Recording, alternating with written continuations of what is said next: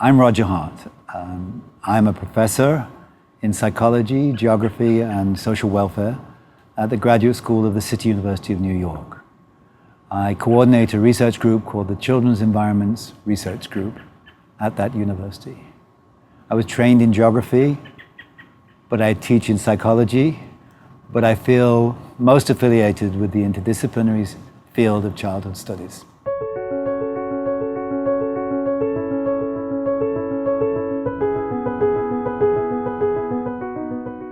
Welcome to my exp.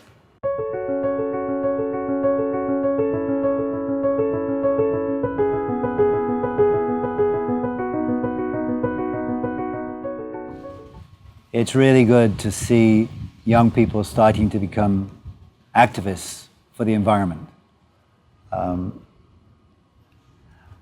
I would say no thanks to the way environmental education is taught in the schools.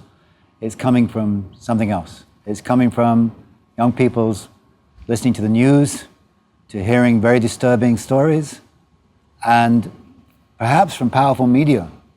Television does a much better job of environmental education, I think, than schools.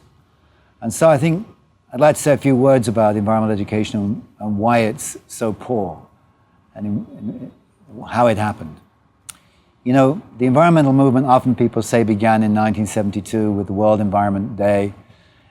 It was an important rise of public awareness at that time, and it had its values, but it was very much a kind of middle-class movement. It was concerned with environmental conservation. We had to wait until the Rio conference, called the Earth Summit by many people, when I think in 1992, a declaration was produced through this conference that addressed the concerns of a lot of nations, that we had a simple-minded view of environmental conservation that didn't recognize that people needed to make a living from the environment too. And that if we were going to think about how to work with the environment, we had to think of livelihoods alongside caring for the environment.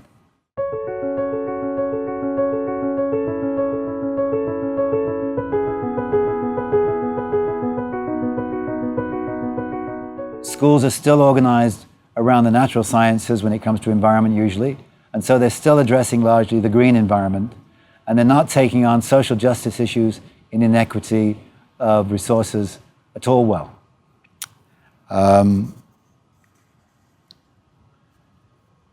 Nevertheless, the voice of Greta Thunberg, who is really quite special as a child advocate, because unlike most child advocates, she was not picked up by the media and turned into a celebrity.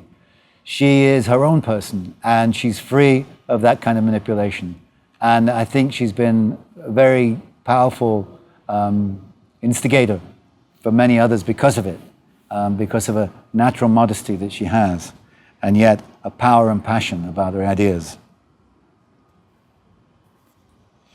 So, sustainable development is certainly a language that people like Greta will have heard, and they will have also heard about children's rights.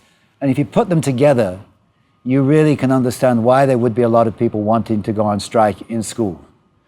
Because the Sustainable Development Agenda is summarized as how societies must live in a manner that enables them to meet their needs without compromising the needs of the future generations.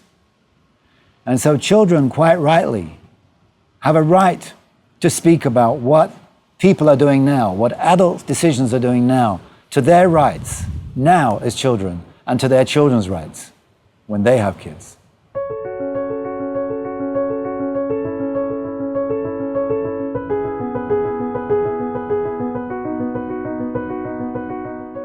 One of the reasons we have an urgent need for environmental education is that children are getting some mixed messages. One of them is that we have technological fixes down the road for everything, and so the environmental problems are going to get solved.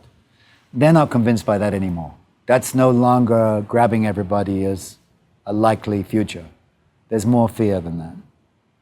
And that's what's bringing Greta's passion into the global stage, and a response from youth all over the world, it seems. But understanding environmental problems is complex. And there's no doubt in my mind that in order to think richly ecologically, environmental education should be based on a local understanding and a deep local understanding. And schools generally don't do that.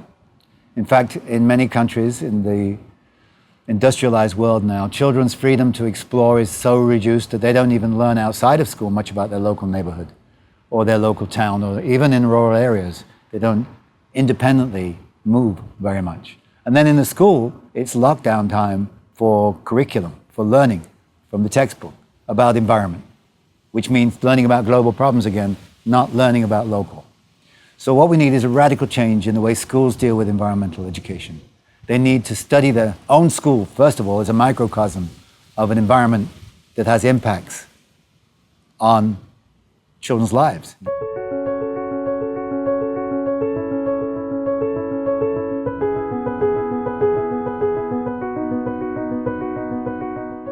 There's one kind of school that I've seen that does this really well. They're called the Escuela Nueva, or the New Schools of Colombia.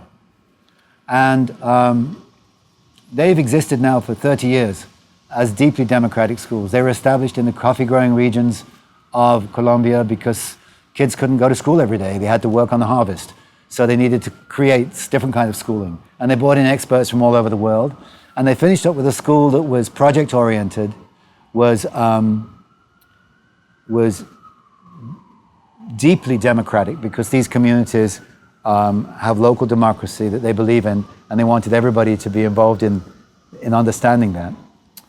And which is involving also care for the environment, learning about care and managing ecosystems. So I went to see these schools, and I was amazed because, first of all, it would be children that would greet me when I got there. And it would sometimes be quite a while before I'd even meet an adult. They were so deeply democratically run.